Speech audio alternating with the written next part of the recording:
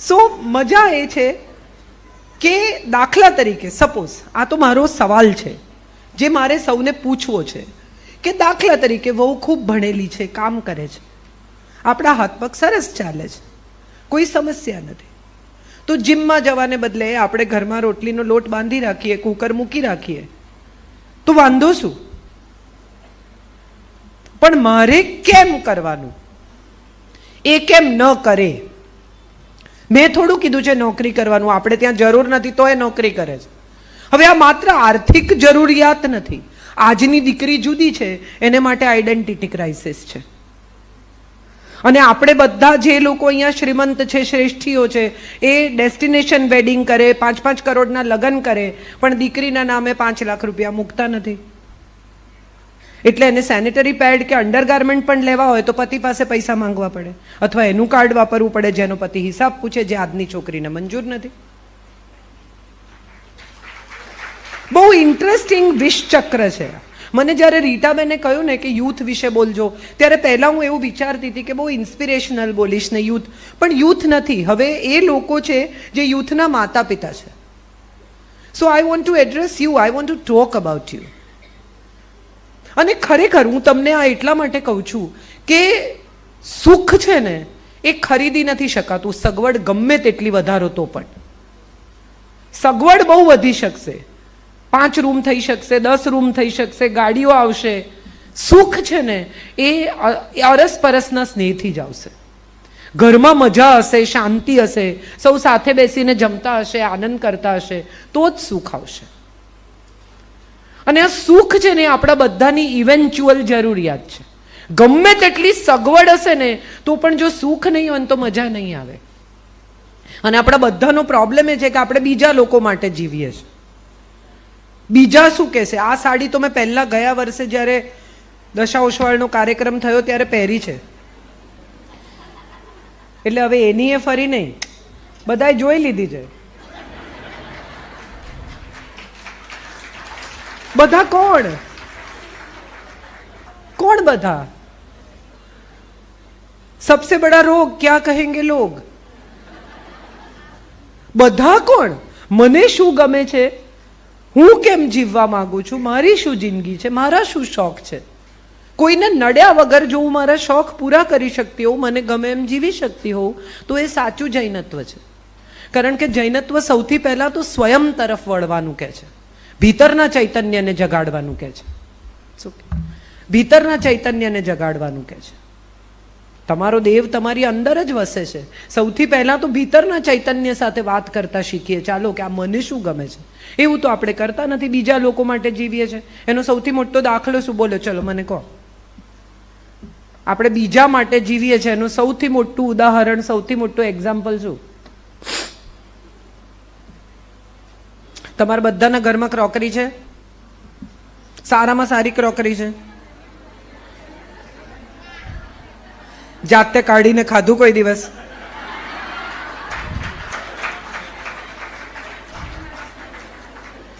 It is all for others. અને ખરેખર જો કોઈ દિવસ સાંજે પત્ની સરસ આમ સિલ્કની સાડી પહેરીને વેણી નાખીને તૈયાર થઈ હોય અને પતિ બહારથી આવે તો પહેલું શું પૂછે?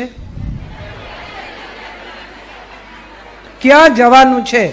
અને જો કદાચ પત્ની એમ કે ક્યાંય નથી જવાનું, તમારા માટે તૈયાર થઈ, તો એમ કે ઠેકાણે છે ને.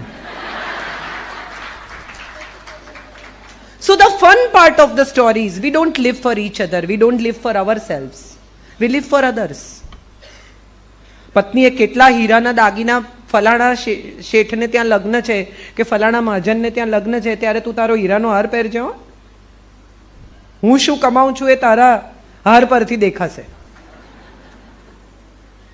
શેને માટે? હું કોઈ દાગીના નથી પહેરતી, ફક્ત એટલા જ માટે કે દાગીનાથી જો તમે મને ઓળખતા હો તો પ્લીઝ મને નહીં બોલાવતા. I am what I am, and if you can accept me the way I am, only then I associate or attach to you. No, otherwise let it be. જીવન બીજા લોકોને દેખાડવા માટે નથી, એક જ વાર મળે છે. આપણને ખબર નથી આપણો પુનર્જન્મ કઈ યોનિમાં થવાનો છે, માણસનું શરીર, ગીતાનો 15મા અધ્યાયનો પહેલો શ્લોક કહે છે કે ઉર્ધ્વ મૂલ અધ શાખા અશ્વત્થ પ્રાહુર્વ્યાય. માણસ એક જ એવું પ્રાણી છે જેના મૂળ ઉપરની તરફ છે અને શાખાઓ નીચે છે. બાકીના બધાને મૂળ અંદર છે ને શાખા બહાર નીકળે છે અથવા આડા ચોપગા બનાવ્યા છે.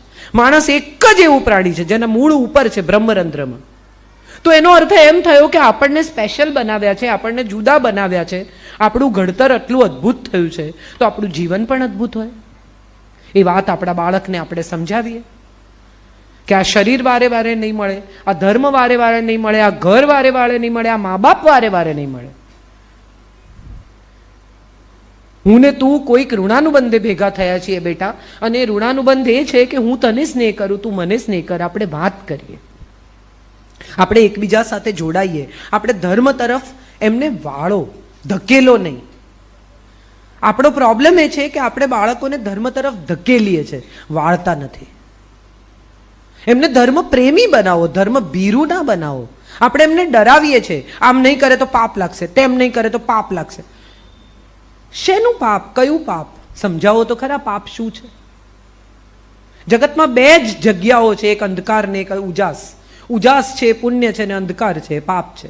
તમે અંધકાર તરફ ન જાઓ એટલું જ તમારા બાળકને તમે સમજાવી જ શકો. કેવી રીતે? કે બેટા અંધારા ઓરડામાં ડર લાગે છે ને, અંધારા ઓરડામાં જવું ગમે છે? ના, નથી ગમતું. બસ તો આપણે અંધકાર તરફ નહીં જઈએ. અંધકાર એ દુષ્કર્મ છે, અંધકાર એ ખોટું છે, અંધકાર એ કરેક્ટ નથી. તો અંધકાર તરફ ન જા, તું કરેક્ટ તરફ આવ, તું ઉજાસ તરફ આવ, તું ધર્મ તરફ આવ. ધર્મ કેટલું બધું શીખવે છે એવું આપણે કહેતા નથી ને પછી એવું કહીએ છીએ કે આવતીકાલનો યુવાન આમ છે ને આવતીકાલનો યુવાન તેમ છે, અને વૃદ્ધાશ્રમો વધી રહ્યા છે એવી આપણે એક આક્ષેપ કરીએ છીએ. તો આપણે ક્યારે એવું વિચાર્યું છે કે વૃદ્ધોની પણ સંખ્યા વધી રહી છે, લાઈફ સ્પેન મોટો થયો છે? કારણ કે મેડિકલ સાયન્સ બહુ આગળ વધ્યું છે માટે લાઈફ સ્પેન મોટો થયો છે, માટે વૃદ્ધો વધ્યા છે આ દેશમાં. અને વૃદ્ધો વધ્યા છે માટે વૃદ્ધોની અમુક પ્રકારની જીવનશૈલી યુવાનો સાથે મેચ કરતી નથી. તમારા વાળ કાળા હોય કે ધોળા હોય, દિલથી તો યંગ રહો, મનથી તો છોકરાઓ સાથે સરસ. અમારા જમાનામાં તો અહીંથી ચાલુ થાય, પછી તો છોકરાઓને મોઢે છે, એ તમારે બદલે બોલી શકે એટલી વાર એને સાંભળ્યું છે. પરિસ્થિતિ એ જ છે. એવું પણ હું તમને સમજાવું. મારા પપ્પાનું દિલ તૂટ્યું હશે ને ત્યારે મુકેશના ગીતો હતા.